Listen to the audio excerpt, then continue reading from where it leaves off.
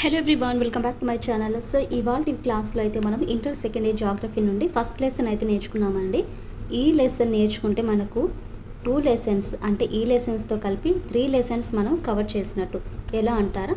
So మనకు ఎక్కడెక్కడ cover అవుతాయంటే second year geography, 9th class geography and 10th class. మన 10th క్లాస్ ఓల్డ్ బుక్ ఉంది కదా, ఆ 10th క్లాస్ అంటే 3 లెసన్స్ కలిపి మనము ఇక్కడ ఉండే క్వశ్చన్స్ అనేవి నేర్చుకోవచ్చండి. అన్ని చోట్ల మనకు ఇంచుమించుగా ఒక 1 or 2, 3 క్వశ్చన్స్ అనేవి ఉండవు, కానీ అన్నీ కూడా మనకి ఇక్కడ కవర్ చేయవచ్చు. అదేంటంటే ఫస్ట్ మనకు భౌతిక స్వరూపాలే చూద్దాము. 10th క్లాస్లో ఉందా? ఓకే, ఉంది. 9th క్లాస్లో ఉంది అండ్ ఇంటర్ సెకండ్ ఇయర్లో కూడా ఉంది. ఇదిగోండి ఇంటర్ సెకండ్ ఇయర్లో లాస్ట్ క్లాస్ అనేది నేను చేస్తానండి. ఇంకెవరైనా చూడకుంటే ఫుల్ వీడియో అనేది చూడండి, చాలా యూస్ఫుల్ అయ్యే క్లాస్ కూడా ఇది. సో దీని యొక్క కవర్ పేజ్ వచ్చేసి ఇలా ఉంటుందండి. కవర్ పేజ్ వచ్చేసి ఫస్ట్ ఇయర్కి ఈ రకంగా పెట్టి ఉంటారు, లిటిల్ బిట్ కన్ఫ్యూజన్ వల్ల. అట్టదేముందండి, ఫస్ట్ మనం సిలబస్ కదా చూడాల్సింది. అండ్ ఇంకొకటి అండి, మనకు బ్లైండ్గా ఈ బుక్ని ఫాలో అవ్వచ్చా అనుకుంటే లేదండి, అక్కడక్కడ చిన్న చిన్న మిస్టేక్స్ ఇచ్చారు. అంటే మనకు 9th క్లాస్ దానికి ప్లస్ 10th క్లాస్ దానికి దీనికి ఫర్ ఎగ్జాంపుల్ కిలోమీటర్స్లో కన్నా చూసుకోవడంలో కానీ, అండ్ మనకు ఏదైనా సరే ఒక రివర్ని తీసుకున్నప్పుడు ఎండింగ్ పాయింట్ ఏంటి, స్టార్టింగ్ పాయింట్ ఏంటి, అలాంటివన్నీ కూడా అక్కడక్కడ మిస్టేక్స్ ఉన్నాయి. మీకు ఎక్కడైనా డౌట్గా అనిపిస్తే ఆ డౌట్ని మీరు ఏం చేస్తారంటే అన్ని బుక్స్ ఎలా మనకు ఉంటాయి కదా రిలేటెడ్గా ఉండే టాపిక్స్, వాటిని ప్లస్ గూగుల్ని ఈ రెండింటిని కంపేర్ చేసుకుంటూ ఏదైతే బెటర్ ఆన్సర్ అయితే వస్తుందో వాటిని అయితే ఫాలో అవ్వండి. మరి ఈ లెసన్ వచ్చేసి దేనికి రిలేటెడ్గా ఉంటుందంటే మనకు 10th class, 9th class plus inter second year geography, ఈ 3 లెసన్స్ కలిపి ప్రజెంట్ అయితే నేర్చుకుంటున్నాం. సరే, ఫస్ట్ మనకు బిట్ చూడండి. ఇక్కడ భారతదేశ విస్తీర్ణత కన్నా చూసుకుంటే మనకు టెక్స్ట్ బుక్లో ఏమి ఇచ్చారు ఇక్కడ చూడండి. 9th క్లాస్లో ఫస్ట్ లెసన్లో చూడండి, 9th క్లాస్ ఫస్ట్ లెసన్లో మనం చూసుకుంటే సేమ్ ఆన్సర్ మనకు 8 degrees అండ్ 4 ఉత్తర అక్షాంశం నుండి 37 degrees 6 మనకు ఉత్తర అక్షాంశాల నుండి తూర్పు రేఖాంశము సేమ్ ఇక్కడ ఏదైతే ఉందో మనకి క్వశ్చన్కి ఆన్సర్ అండి, ఇక్కడ కూడా అదే విధంగా ఇచ్చేవారు. సో మనకు భారతదేశ విస్తీర్ణత కన్నా చూసుకుంటే 8 degrees ఉత్తరం అక్షాంశము, 37 degrees 6 ఉత్తర అక్షాంశం ఇవన్నీ కూడా, అండ్ తూర్పు రేఖాంశం వచ్చేసి 68 degrees అండ్ 71, 97 degrees 25. ఇదంతా కూడా మనము భారతదేశ విస్తీర్ణత. ప్లస్ ఇంకోటి చూడండి, భారతదేశం అనేది ఎన్ని చదరపు కిలోమీటర్ల వైశాల్యం ఉంటుందంటే 3.2 మనకు మిలియన్స్ చదరపు కిలోమీటర్స్ ఉంటుంది. అండ్ మనకు 7వ అతిపెద్ద దేశము భారతదేశం వచ్చేసి 7వ దేశము. అంటే దేశాల పరంగా చూసుకుంటే ఫస్ట్ మనకు 7వ అతిపెద్ద దేశము. నెక్స్ట్ మనకు చదరపు కిలోమీటర్ల కన్నా చూసుకుంటే డైరెక్ట్గా మనం ఇక్కడ చూడండి 32,87,263 చదరపు కిలోమీటర్స్ అయితే ఉంది. దేనిని ప్రామాణికంగా తీసుకోవాలనుకుంటే ఎంతసేపైనా మనము ఇక్కడ కాకుండా దీన్ని తీసుకుంటేనే మేలండి, కొంచెం మనకు కన్ఫ్యూజ్ అవ్వకోకుండా ఈజీగా ఉన్నది ఉంటుంది. 32,87,263 చదరపు కిలోమీటర్స్. నెక్స్ట్ థర్డ్ క్వశ్చన్, 2001 జనాభా లెక్కల ప్రకారం ఎన్ని కోట్లు? 2001 జనాభా లెక్కల ప్రకారము జనాభా అనేది ఎంత పర్సెంటేజ్, ఎంత మనకు ఎన్ని కోట్లలో అయితే ఉంటుందనేసి ఇచ్చారు. ఇక్కడ 102.87 కోట్ల జనాభా అయితే టెక్స్ట్ బుక్లో ఇవ్వడం అయితే జరిగింది. అంటే 2వ స్థానంలో. మామూలుగా మనము చూసుకుంటే గూగుల్లో అలాగనా చూసుకుంటే 1.03 బిలియన్స్ అనేది ఉంటుందండి. సో మనకు దేనిని మనం చూసుకోవాలంటే ఇక్కడ టెక్స్ట్ బుక్ని అక్కడక్కడ మనకు లిటిల్ బిట్ డిఫరెన్సెస్ అనేవి ఉంటాయండి, కరెక్ట్గా అయితే మనం ఏం చెప్పలేం కదా. సో టెక్స్ట్ బుక్స్లో ఉండే వాటిని ఒకసారి మనము ఫాలో అవ్వాల్సి అయితే ఉంటుంది. నెక్స్ట్ క్వశ్చన్, 4th క్వశ్చన్ చూడండి, భారతదేశము ఉత్తర దక్షిణం అలాగే తూర్పు పడమర ఎన్ని కిలోమీటర్స్ వరకు అయితే ఉంటుంది? భారతదేశం మనకు ఉత్తరము అండ్ దక్షిణానికి కలిపి 3214 కిలోమీటర్స్ అయితే ఉంటుంది. తూర్పు నుండి పడమర వరకు చూసుకుంటే 2937 కిలోమీటర్స్ అయితే ఉంటుంది. సో ఫర్ ఎగ్జాంపుల్ మనకు ఇది మనకు ఇండియా అనుకుందాం సార్.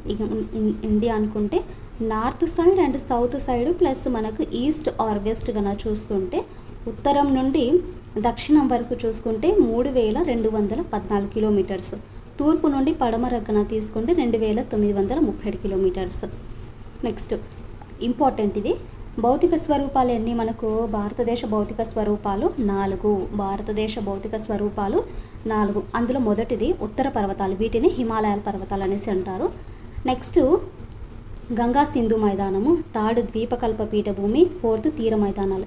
ఈ టాపిక్స్ అన్నీ కూడా మనకు ప్రతి చోట కూడా వస్తుంటాయండి.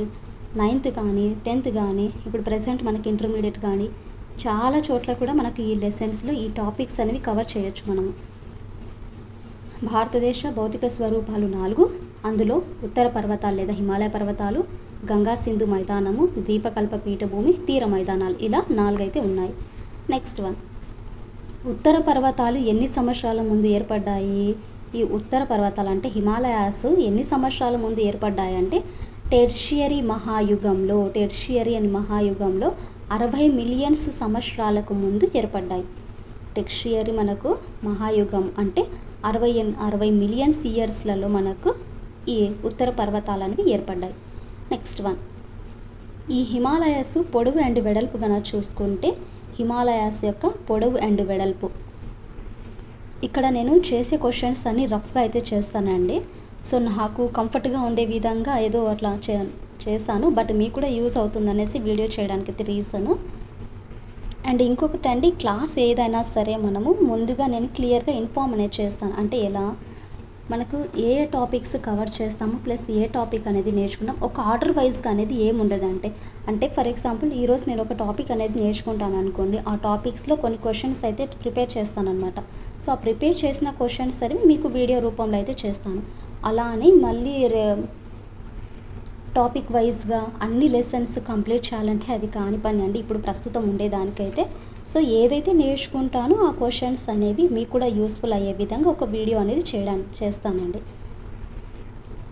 నెక్స్ట్ ఇక్కడ మనకు హిమాలయాస్ యొక్క పొడవు అండ్ వెడల్పు కనుక చూసుకుంటే టోటల్గా వచ్చేసి ఎంత మనకు 2400 కిలోమీటర్స్ కదా.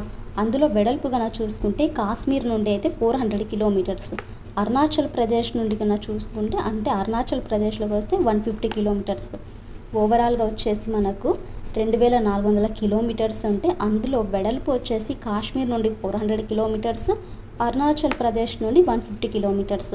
మరి ఈ క్వశ్చన్కి ఆన్సర్ మీరు ఎక్కడ చూడొచ్చు అంటే 9th క్లాస్ ఫస్ట్ లెసన్లో అయితే చూడొచ్చండి. నెక్స్ట్ క్వశ్చన్, ఈ పర్వతాలను అంటే ఉత్తర హిమాలయాలను ఉత్తర దక్షిణ భాగాలుగా విభజించారు. అవేంటి? 3 భాగాలు, ఉత్తర దక్షిణ భాగాలుగా విభజించారు. ఏ పర్వతాలను? ఉత్తర హిమాలయాస్ని నార్త్ సైడ్ అండ్ మనకు సౌత్ సైడ్ ఇలా భాగాలుగా అయితే విభజించారు. ఆ భాగాలు ఎన్ని ఉన్నాయి? మనకు 3 భాగాలు అయితే ఉన్నాయి. అందులో ఉన్నత హిమాలయాలు, మధ్య హిమాలయాలు, పర్వతపాద హిమాలయ, వీటిని మనము శివాలిక్ కొండలు అంటారు. ఈ లెసన్ ఇక్కడ చూసినట్టు గుర్తుకుంది కదా, 10th క్లాస్లో చూస్తుంటాం. అంటే మనకు ఉత్తర హిమాలయాలని ఉత్తరం దక్షిణ భాగాలుగా విభజిస్తూ 3 భాగాలుగా అయితే విభజించారు. అది ఫస్ట్ వన్ వచ్చేసి ఉన్నత హిమాలయాలు, సెకండ్ మధ్య హిమాలయాలు, థర్డ్ పర్వత ప్రాంతం మనకు పర్వతపాద హిమాలయాలు లేదా శివాలిక్ కొండలు. నెక్స్ట్ క్వశ్చన్, ఏ పర్వతాలు హిమాలయ పర్వతాలలో అత్యంత ఎత్తైన ప్రాంతాలలో ఉన్నాయి? ఏ పర్వతాలు హిమాలయ పర్వతాలలో అత్యంత ఎత్తైన ప్రాంతాలు? ఉన్నత హిమాలయాలు, పేరులోనే ఉంది మనకు ఉన్నత హిమాలయ, వీటిని గ్రేటర్ హిమాలయాస్ అంటారు. గ్రేటర్ హిమాలయాస్ హిమాలయ పర్వతాల కల్లా అత్యంత ఎత్తైన ప్రాంతాలే మనకు ఈ గ్రేటర్ హిమాలయాస్, ఉన్నత హిమాలయాలు. నెక్స్ట్ వన్, ప్రపంచంలోనే ఎత్తైన శిఖరము అందరికీ తెలిసిందే మౌంట్ ఎవరెస్ట్. సో ఈ మౌంట్ ఎవరెస్ట్ యొక్క ఎత్తు ఎంత అండి? 8848 మీటర్స్. నెక్స్ట్ ప్లేస్ వచ్చేసి కాంచనగంగా అండ్ థర్డ్ వచ్చేసి గాడ్విన్ ఆస్టిన్, ఫోర్త్ నందాదేవి. అంటే 5000 మీటర్స్ సరాసరి ఎత్తు అనేవి ఉంటాయి. ఇవన్నీ కూడా దగ్గర ఈ పర్వతాలు మనకు శిఖరాలు అనేవి ఎంత వరకు ఉంటాయి అంటే 5000 మీటర్స్ సరాసరి ఎత్తు ఉంటాయి. వాటిని అన్నిటికల్లా మనం శిఖరాలు అనేసి పేర్కొనవచ్చు అనేసి అంటారు. మౌంట్ ఎవరెస్ట్ వచ్చేసి 8848 మీటర్స్, కాంచనగంగా 8598, గాడ్విన్ ఆస్టిన్ వచ్చేసి 8611, నందాదేవి వచ్చేసి 7817 మీటర్స్. ఇక్కడ మనం చూసుకుంటే ఉన్నత హిమాలయాస్ గురించి అయితే చూసాం కదా. ఇప్పుడు మధ్య హిమాలయాలకి మరొక పేరు ఏంటి ఇక్కడ అంటే మనకు ఉన్నతం అయితే నేర్చుకున్నాం. నెక్స్ట్ మధ్య హిమాలయాస్కి మరొక పేరే హిమాచల్ పర్వత శ్రేణులు. మధ్య హిమాలయాలకు మరొక పేరే హిమాచల్ పర్వత శ్రేణులు. మరి ఈ మధ్య హిమాలయాల యొక్క సరాసరి ఎత్తు ఎంత ఉంటుందంటే 3300 మీటర్స్ నుండి 5000 వరకు అయితే ఉంటుందండి. మధ్య హిమాలయాల యొక్క సరాసరి ఎత్తు 3300 మీటర్స్ నుండి 5000 మీటర్స్ వరకు అయితే ఉంటుంది. మరి ఈ యొక్క వేసవి నిడిది ప్రాంతాలని వేటిని తెలుపుతారు మనకు? ఎక్కడ? ఈ మధ్య హిమాలయాస్లో వేసవి నిడిది ప్రాంతాలు ఉంటాయి. ఆ వేసవి నిడిది ప్రాంతాలే ముస్సోరీ, నైనితాలు, సిమ్లా, డార్జిలింగ్ ఇవన్నీ కూడా ఎక్కడ ఉండే ప్రాంతాలండి? మిడిల్ హిమాలయాస్ అంటే మధ్య హిమాలయాస్లో ఉండే సమ్మర్ వెకేషన్స్కి మనం అందరూ వెళ్తుంటాం కదా. సో ఆ సమ్మర్స్కి వేసవి నిడిది ప్రాంతాలే ఈ ముస్సోరీ, నైనితాల్, సిమ్లా, డార్జిలింగ్. నెక్స్ట్ క్వశ్చన్, శివాలిక్ కొండలకి మరొక పేరుతో కూడా పిలుస్తారు. ఈ శివాలిక్ కొండలకి మరొక పేరుతో కూడా పిలుస్తారు. ఏంటి? హిమాలయ పాదగిరులు అని కూడా అంటారు. వేటిని? శివాలిక్ కొండలకే హిమాలయ పాదగిరులు అనేసి అంటారు. మరి దీని యొక్క ఎత్తు మనకు తక్కువగా ఉంటుంది. అంటే ఎంత ఉంటుందంటే 600 మీటర్స్ నుండి 1500 మీటర్స్ వరకు అయితే ఉంటుంది.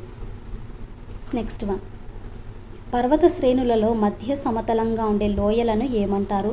ఫర్ ఎగ్జాంపుల్ మనకి ఇక్కడ ఉంటుంది. మరి ఇక్కడ ఉండే లోయలు ఉంటాయి కదా. సో ఈ ఉండే లోయలని డూన్స్ అంటారు.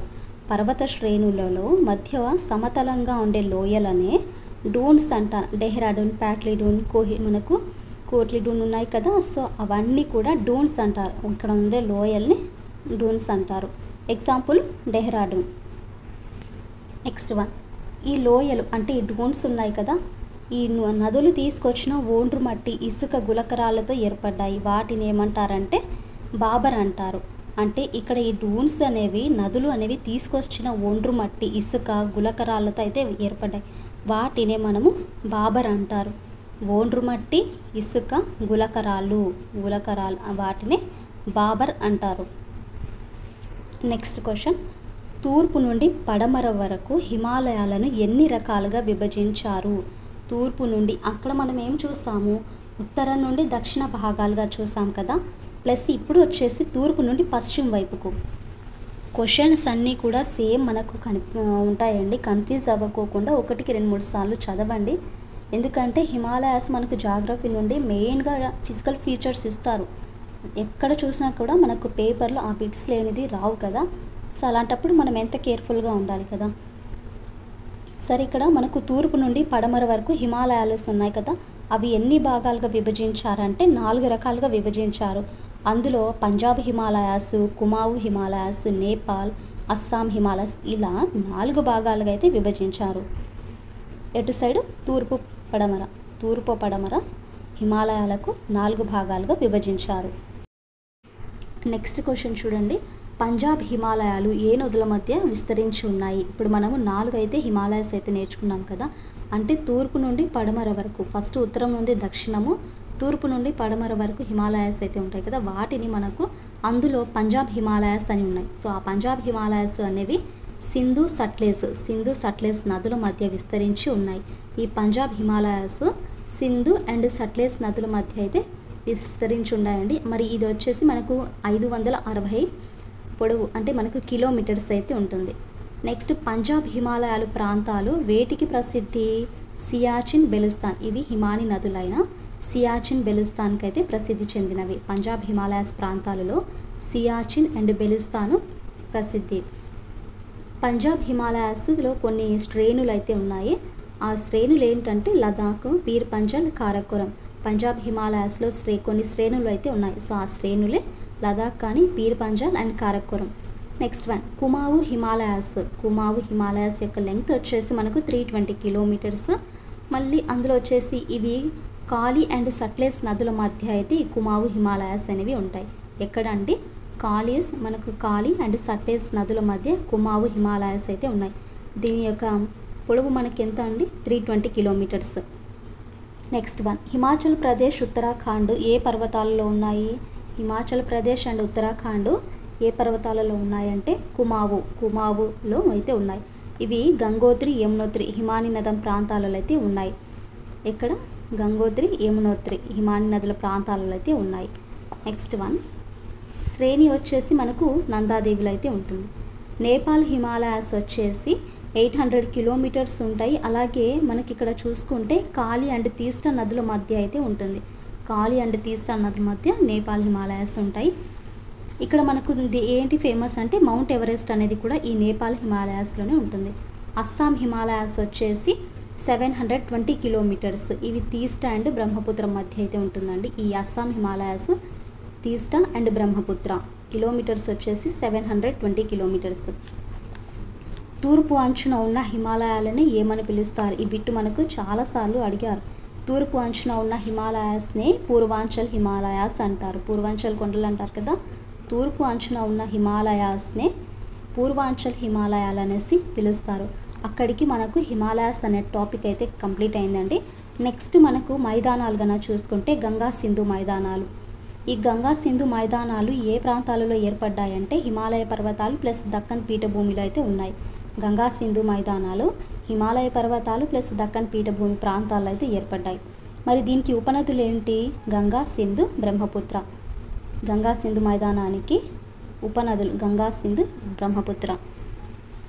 గంగా సింధు మైదానం విస్తీర్ణం ఎంత ఉంటుందంటే మనకు ఓవరాల్గా చూసుకుంటే 7,50,000 చదరపు కిలోమీటర్స్ ఉంటుంది. మరి అందులో పొడవు వచ్చేసి 3,500 కిలోమీటర్స్, 3,500 కిలోమీటర్స్. వెడల్పు వచ్చేసి 200 నుండి 500 కిలోమీటర్స్ వరకు అయితే ఉంటుంది. గంగా సింధు మైదానం విస్తీర్ణం వచ్చేసి 7,50,000 చదరపు కిలోమీటర్స్. పొడవు వచ్చేసి అందులో మనకు 3,500 కిలోమీటర్స్, వెడల్పు వచ్చేసి 200 నుండి 500 కిలోమీటర్స్ వరకు అయితే ఉంటుంది. నెక్స్ట్ వన్, ఈ ప్రాంతంలో కొంత ఒండ్రుమట్టి ప్రాంతాలు, పాత ఒండ్రుమట్టి ప్రాంతాలు అనేవి ఉంటాయి. సో వాటిని మనం ఏమని పిలుస్తామంటే కొత్త ఒండ్రుమట్టి ప్రాంతాలనే ఖాదర్ అని, మన పాతగా ఉండే ఒండ్రుమట్టి ప్రాంతాలనే బంగర్ అనేసి పిలుస్తారు. ఇక్కడ గుర్తుపెట్టుకోవాలి, కొత్తగా అంటే నవీనంగా ఉండే ఒండ్రుమట్టి ప్రాంతాలనే ఖాదర్ అంటారు. అలాగే పాతగా ఉండే అంటే పురాతన ఒండ్రుమట్టి ప్రాంతాలనే బంగర్ అంటారు. ఇక్కడికి మనకు గంగా సింధు మైదానం గురించి అయిపోయింది. నెక్స్ట్ వన్ ఏంటి? దక్కన్ పీఠభూమి. ఈ దక్కన్ పీఠభూమిలో అతి పురాతనమైన పీఠభూమి దక్కన్ పీఠభూమి. అతి పురాతనమైన పీఠభూమి దక్కన్ పీఠభూమి. మరి ఈ పీఠభూమి వేటితో ఆవరించి ఉన్నది? దక్కన్ పీఠభూమి అనేది వేటితో మనకు ఆవరించి ఉన్నదండి? పురాతన స్ఫటిక శిలలతోనూ ప్లస్ రూపాంతర శిలలతోనూ అగ్నిశిలలతోనూ ఆవరించి ఉన్నదే ఈ దక్కన్ పీఠభూమి. ఏ రాష్ట్రాలలో దక్కన్ పీఠభూమి అనేది విస్తరించి ఉందంటే ఆంధ్రప్రదేశ్, కర్ణాటక, మహారాష్ట్ర అండ్ ఛత్తీస్గఢ్, మధ్యప్రదేశ్. ఈ రాష్ట్రాలలో కల్లా కూడా దక్కన్ పీఠభూమి అనేది విస్తరించి ఉంది. ఈ పీఠభూమి యొక్క విస్తీర్ణం గన చూసుకుంటే ఉత్తరం దక్షిణం గన చూసుకుంటే 1,600 కిలోమీటర్స్, తూర్పు అండ్ పడమర చూసుకుంటే 1,400 కిలోమీటర్స్. మరి ఇది చూడడానికి ఎలా ఉంటుందంటే త్రిభుజాకారంలో అయితే ఉంటుంది. దక్కన్ పీఠభూమి అనేది ట్రయాంగిల్ షేప్లో ఉంటుంది. నెక్స్ట్, దక్కన్ పీఠభూమి సరిహద్దులు ఏంటండి? ఇక్కడ దక్కన్ పీఠభూమి యొక్క సరిహద్దులు ఉత్తరాన మనకు వింధ్య, సాత్పుర, అజంతా, ఆరావళి పర్వతాలు. దక్కన్ పీఠభూమికి సరిహద్దులు ఏంటి? బార్డర్స్. మనకు బార్డర్స్ అంటారు కదా. ఉత్తరాన మనకు వింధ్య, సాత్పుర, అజంతా, ఆరావళి పర్వతాలు. అండ్ ఇక్కడ ఇంపార్టెంట్ చూడండి, మేఘాలయ రాష్ట్రంలోని షిల్లాంగ్ పీఠభూమి కూడా దక్కన్ పీఠభూమి లాగానే అయితే ఉంటుందండి. కొంచెం చూడడానికి కూడా మేఘాలయ రాష్ట్రంలోని షిల్లాంగ్ పీఠభూమి దక్కన్ పీఠభూమి వలె పురాతనమైన శిల. నెక్స్ట్ వన్, పశ్చిమ కనుమలకు వివిధ రాష్ట్రాలలో వివిధ పేర్లతో అయితే పిలుస్తారు. వేటిని? పశ్చిమ కనుమలను వివిధ రాష్ట్రాలతో వివిధ పేర్లతో అయితే పిలుస్తారు. అందులో మహారాష్ట్రకు వచ్చేసి సహ్యాద్రి అని, తమిళనాడు వచ్చేసి నీలగిరులు, కేరళలో వచ్చేసి అన్నమలై అండ్ కాడమాము. ఇలా మనకు పశ్చిమ కనుమలలో వివిధ రాష్ట్రాలలో పేర్లతో పిలుస్తారు.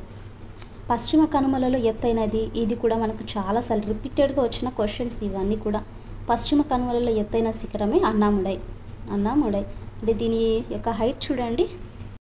ఇక్కడ మీరు అబ్జర్వ్ చేసినట్టుగా అయితే మనకు అనైముడి అనే శిఖరం ఉంది కదా. ఈ అనైముడి శిఖరం వచ్చేసి మనకు ఇంటర్ టెక్స్ట్ బుక్లో ఈ విధంగా ఇచ్చారు, 2,095 మీటర్స్ ఇచ్చారు. బట్ 10th క్లాస్లో ప్లస్ మనం గూగుల్లో కన్నా చూసుకుంటే 2,695 మీటర్స్ అనేది మనం ఆన్సర్ అనేది చేయాల్సి ఉంటుందండి. సో ఇలాంటి మిస్టేక్స్ అన్నీ మనం చూసుకుంటే ఒక్కోసారి మనకి ఇది అనిపిస్తుంది వేటిని ఫాలో అవ్వాలి అనేసి. సో ఏం లేదండి, కొంచెం డౌట్గా అనిపిస్తే మనం చూడాలి 10th క్లాస్లో అలా ఉందా, ఇప్పుడు ప్రజెంట్ ఎంత ఉంది అనేది మనం చూసుకుంటే సరిపోతుంది. ఈ అనైముడి వచ్చేసి పశ్చిమ కనుమలలో ఎత్తైనది. మరి దీని యొక్క హైట్ వచ్చేసి మనకు 2,695 మీటర్స్. నెక్స్ట్ అండ్ ఇంకొకటి, ఇక్కడ మనకు ఈ ఉదగ మండలం ఊటీ అంటారు కదా, ఈ ఊటీ అనే ప్రాంతం కూడా ప్రముఖ పర్యాటక ప్రాంతంగా అయితే గుర్తింపు పొందింది. ఏది ఉదగమండలంని, దానిని ఊటీ అనేసి అంటారు. అండ్ నెక్స్ట్ వన్ వచ్చేసి దొడబెట్ట. దీనికి మాత్రం ఆన్సర్ కరెక్ట్గానే ఉంది. ఇంకా లాస్ట్ మనకు భూస్వరూపాలను చూసుకుంటే భౌగోళిక స్వరూపాల్లో లాస్ట్ వన్ వచ్చేసి తీర మైదానాలు. ఇందులో దక్కన్ పీఠభూమి తూర్పు పశ్చిమ వైపులుగా సన్నటి తీర మైదానాలు అయితే కలిగి ఉంటుంది. తీర మైదానాల్లో దక్కన్ పీఠభూమి అనేది తూర్పు పశ్చిమ వైపులా సన్నటి తీర మైదానాలు అయితే కలిగి ఉంటుంది. ఈ పశ్చిమ తీర మైదానము ఏ రాష్ట్రం తీరం నుండి ఏ రాష్ట్రం తీరం వరకు విస్తరించి ఉంటుందంటే గుజరాత్. పశ్చిమ తీర మైదానము గుజరాత్ రాష్ట్రం తీరం నుండి కేరళ రాష్ట్ర తీరం వరకు విస్తరించి ఉన్నది. గుజరాత్ నుండి ఇక్కడ చూడండి, గుజరాత్, కేరళ. పశ్చిమ తీర మైదానం గుజరాత్ రాష్ట్రం నుండి అంటే రాష్ట్ర తీరం నుండి కేరళ రాష్ట్రం తీరం వరకు అయితే విస్తరించి ఉంటుంది. అంటే 1500 కిలోమీటర్స్. మరి దీని యొక్క విడ్త్గా చూసుకుంటే 10 నుండి 25 కిలోమీటర్స్ అయితే ఉంటుంది. నెక్స్ట్ తీర ప్రాంతాలను వివిధ రకాలలో వివిధ పేర్లతో అయితే పిలుస్తారు కదా. తీర ప్రాంతాలను వివిధ ప్రాంతాలలో వివిధ రకాలుగా అయితే పిలుస్తారు. మహారాష్ట్రలో వచ్చేసి కొంకణ్. ఇది కూడా మనకు క్వశ్చన్స్ చాలాసార్లు అడగడం అయితే జరిగింది. సో మహారాష్ట్రలో వచ్చేసి కొంకణ్, గోవాలో వచ్చేసి గోవా, అండ్ కర్ణాటక వచ్చేసి కేంద్ర, కేరళ వచ్చేసి మలబార్. మనకి ఇంకా అడిషనల్గా కొన్ని అయితే ఉన్నాయి. వాటిని మీరు 10th క్లాసు ప్లస్ మనకు ఇంటర్ అనేది చేశాను కదా, అందులో అయితే చూడొచ్చండి. అండ్ మరి దీనికి ముఖ్యమైన నది ముఖాలు ఏంటంటే నర్మది అండ్ తపతి. ముఖ్యమైన నది ముఖాలు అంటే నర్మదా అండ్ తపతి. ఏ తీరం ఉప్పు నీటి సరస్సుకి ప్రసిద్ధ అంటే మలబార్. ఏ తీరము ఉప్పు నీటికి ప్రసిద్ధ అంటే మలబార్. ఇక్కడ మీరు కన్ఫ్యూజ్ అవుతారండి. అనైముడి కాదు, ఇది అష్టముడినే. ఇది మనకు సరస్సు, అష్టముడి లేక్ అనేది ఉంటుంది. లాగున్ సరస్సుల్లో ఇంపార్టెంట్గా ఉండేవి అంటే మనకు చెప్పుకోవాల్సినవి అష్టముడి ఒకటి, వెంబనాడ్ లేక్స్ అనేవి ఉంటాయి. నెక్స్ట్ తూర్పు తీర మైదానం యొక్క వెడల్పు ఎంత అంటే 120 కిలోమీటర్స్ అయితే ఉంటుంది. తూర్పు తీర మైదానము పశ్చిమ తీరం కంటే ఎక్కువగా ఉంటుంది. తూర్పు తీర మైదానం యొక్క వెడల్పు తూర్పు తీర మైదానం పశ్చిమ తీరం కంటే ఎక్కువగా ఉంటుంది. మరి ఇది ఎన్ని కిలోమీటర్స్ ఉంటుందంటే 120 కిలోమీటర్స్ అయితే ఉంటుంది. ఈ తీరానికి వివిధ ప్రాంతాలలో వివిధ పేర్లతో అయితే పిలుస్తారు. పశ్చిమ బెంగాల్లో వంగా తీరం, ఒరిస్సాలో ఉత్కల్, ఉత్తరాంధ్రలో చూసుకుంటే సర్కార్, తమిళనాడులో కోరమాండల్. ఇలా మనకు వివిధ ప్రాంతాలలో వివిధ పేర్లతో అయితే పిలుస్తారు. ఆంధ్ర అండ్ తమిళనాడు సరిహద్దులలో ఏది మనకు ముఖ్యమైన ఉప్పునీటి సరస్సు అంటే పులికాట్ సరస్సు. ఆంధ్ర అండ్ తమిళనాడు బార్డర్స్లో సరిహద్దులలో ముఖ్యమైన ఉప్పునీటి సరస్సు పులికాట్ సరస్సు. సో ఇది ఫ్రెండ్స్ మనకి ఇవాళ క్లాస్లో అయితే 46 క్వశ్చన్స్ అయితే నేర్చుకున్నాం. చాలా చాలా ఇంపార్టెంట్ క్వశ్చన్స్ ఇవి. దయచేసి మీరు టైం లేదండి, మ్యాక్సిమం సిలబస్ అంతా కవర్ చేసుకొని రివిజన్ చేయడానికైతే ట్రై చేయండి. సో ఐ హోప్ మీకు క్లాస్ నచ్చినసి అనుకుంటున్నానండి. ఇలాంటి క్లాసెస్ కోసం మన ఛానల్ అయితే లైక్ చేసి షేర్ చేసి సబ్స్క్రైబ్ చేయడం మాత్రం మర్చిపోకండి. అండ్ ఇంకోసారి చెప్తున్నానండి, మనకు ఈ ప్రాక్టీస్ బిట్స్ అనేది లెసన్ వైజ్గా ఆర్డర్ వైజ్గా అయితే ఉండవండి. ఎందుకంటే ఏదైతే నేను నేర్చుకుంటానో వాటిని క్వశ్చన్స్ రూపంలో అయితే తయారు చేసుకుంటాను అనమాట. సో అవి మీకు యూజ్ అవుతాయనేసి వీడియోస్ అనేది చేస్తూ ఉంటానండి.